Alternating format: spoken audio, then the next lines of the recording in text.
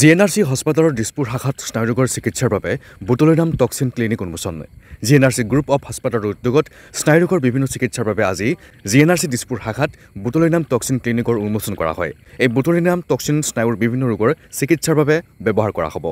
GNRC Dispur শাখাৰ জ্যেষ্ঠ স্নায়ুৰোগ বিশেষজ্ঞ ডক্টৰ নৱজ্যোতি বৰগোহাঞিৰ নেতৃত্বত গঠিত বুটলিনাম টক্সিন ক্লিনিকৰ সহযোগীসকল হ'ল স্নায়ুৰোগ বিশেষজ্ঞ ডক্টৰ বৰুপজ্যোতি দাস আৰু আলফবিদ শ্বাহিদ আলী। জিএনআৰচি দিছপুৰ প্ৰেক্ষাগৃহত আয়োজিত সংবাদমেলত জিএনআৰচি হস্পিটেলৰ কেইবাগৰাকীও উচ্চপদস্থ বিষয়া উপস্থিত থাকে। টক্সিন থাকে, এই টক্সিনবিধ ক্লষ্ট্ৰিডিয়াম বটুলিনাম বুলি এটা বেক্টেৰিয়াই প্ৰডিউচ কৰে। এই টক্সিনবিধ প্ৰথমতে মানুহৰ বেমাৰ হোৱা বুলিহে আমি প্ৰথমতে গম পাইছিলোঁ। লাহে লাহে গম পোৱা গ'ল যে এই টক্সিনবিধ আমি মানুহৰ কিছুমান বেমাৰৰ কাৰণেও আমি আৰোগ্যৰ কাৰণেও আমি ব্যৱহাৰ কৰিব পাৰোঁ আৰু কছমেটিক পাৰ্পাছতো আমি টক্সিনবিধ ব্যৱহাৰ কৰিব পাৰোঁ। এই টক্সিনবিধৰ মেইনলি তিনিটা কাম।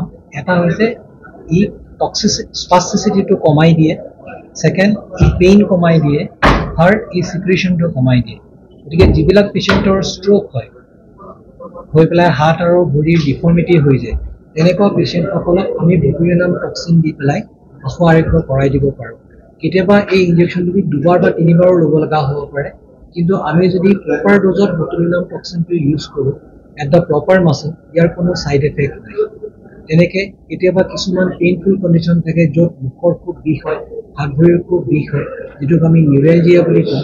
সেই নিউৰেলজিয়াটো এই বটুলিনাম টক্সিনটো ইউজ কৰি বহুত আশু আৰোগ্য কামনা কৰিব পৰা যায়। গতিকে আমি এইখিনিয়ে ক'ব বিচাৰিছোঁ যে এই ক্লিনিকখন, বটুলিনাম টক্সিন ক্লিনিকখন আজি আমি জিএনআৰচি দিছপুৰত শুভাৰম্ভ কৰিছোঁ। গতিকে যাতে সকলো মানুহে ইয়াৰ প্ৰয়োগৰ বিষয়ে, উপকাৰিতাৰ বিষয়ে যাতে চব মানুহে গম পায়, এৱেৰনেছটো যাতে ভালকৈ সৃষ্টি হয়, সেইকাৰণে আমি আপোনালোকক সংবাদমেলত আমি আজি ইয়াতে অনুৰোধ কৰি মাতি আনিছোঁ যাতে সকলোৱে গম পায় আৰু সকলোৱে যাতে এই ক্লিনিকখনৰ লাভটো তেওঁলোকে যাতে ল'ব পাৰে। এইটোৱে আমাৰ বক্তব্য। ধন্যবাদ। প্ৰাইচটো ডিপেণ্ড কৰে কণ্ডিশ্যন লৈ লৈ। যদি ষ্ট্ৰোক হয় তেতিয়া প্ৰাইচটো অলপমান বেছি হয়, কাৰণ আমি কিমান এমাউণ্ট ইউজ কৰোঁ এইটোৰ ওপৰত নিৰ্ভৰ কৰি পেলাই আমি প্ৰাইচটো ডিপেণ্ড কৰে।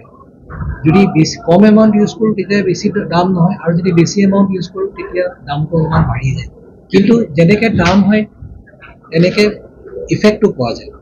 কিছুমান যে পেৰালাইচিছ হৈ যায় ষ্ট্ৰোক হোৱাৰ পিছত, ওৱান চাইডেড পেৰালাইচিছ, কিছুমানৰ ফেচটো বেকা হৈ যায় আৰু কিছুমানৰ চকুৰ ওচৰত বা ব্ৰেইনৰ ওচৰত এটা ছেকশ্যনে কাম নকৰে, এই বস্তুটোত কিবা কামত কাৰ্যকৰী হ'বনে?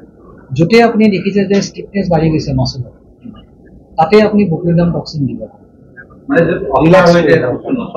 নচলা হয় ষ্ট্ৰোক হোৱাৰ পিছত দুটা মেইন বস্তু হয়, এটা হয় পেৰালাইচিছ, এটা হয় ষ্টিফনেছ।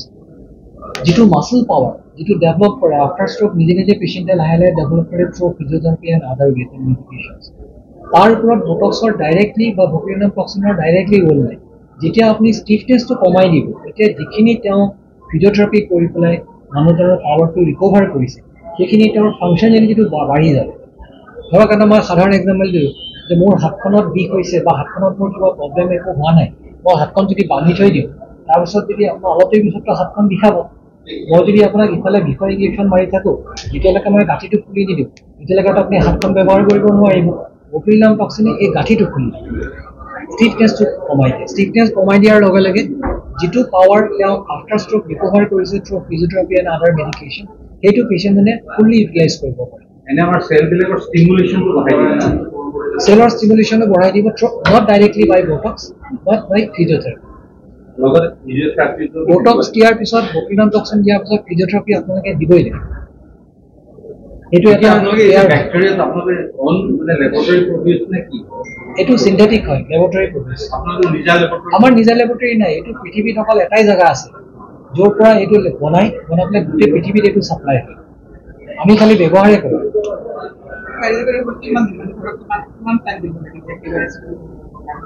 সাধাৰণতে কিছুমান কণ্ডিশ্যনলৈ ভেৰি কৰে। হেডেকৰ ক্ষেত্ৰত বছৰি এটাকে ল'ব লাগে, কিন্তু মোৰ এক্সপিৰিয়েঞ্চত 2-3 বাৰ লোৱাৰ পিছত আৰু তেনেকৈ লোৱাৰ দৰকাৰেই নপৰে। ষ্ট্ৰোকৰ ক্ষেত্ৰত হয়তো 3-4 বাৰ ল'ব লগা হ'ব পাৰে এটা ইণ্টাৰভেলত। টক্সিন বুলি এটা শব্দ আছে ইয়াতে, এইটো এটা টক্সিনে হয়। এই টক্সিনটো আপোনাৰ কিডনি যদি তেনেকুৱাবিলাকৰ ক্ষেত্ৰত তাৰমানে চাওক ইয়াতে আপোনালোকৰ বেছিক কনচেপ্টটো হৈছে কি বটুলিনাম টক্সিনটো আমি ইউজ কৰোঁ আমি এইটো ইউজ কৰোঁ আপোনাৰ কিডনিত কেতিয়া যাব আপুনি ধৰক কিবা যদি টেবলেট খায় টেবলেটটো প্ৰথমতে পেটত যাব পেটৰ পৰা এবজৰ্ব হ'ব থ্ৰু ব্লাড সি গোটেই বডিত চাৰ্কুলেট কৰি পেলাই ছাইড এফেক্ট কৰিব কিন্তু botulinum toxin it is the local effect আমি এইটো কেতিয়াও ভেইন বা আৰ্টাৰীৰ ভিতৰত দি নিদিওঁ এইটো হয় ছালৰ তলত দিওঁ বা মাচলত দিওঁ never injected into a vein যেতিয়া বস্তুটো চিষ্টেমিক ৰোল নাথাকে তেতিয়া তাৰ ছাইড এফেক্টটো নাথাকে মানে it is local implication it is a local ইমপ্লিকেশ্যন